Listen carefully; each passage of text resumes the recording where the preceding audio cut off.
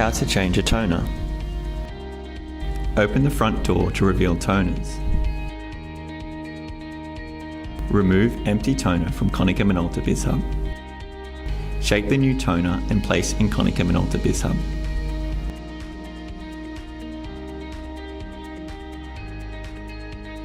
Shut the front door, now you're ready to print. Don't forget to pop the empty toner in the toner recycling bin. Below the toners is the waste toner box. To remove the waste toner box, grasp the loose sections with your thumbs on top to squeeze down and release. Insert the new waste toner box just the same. Nice work and thanks for watching.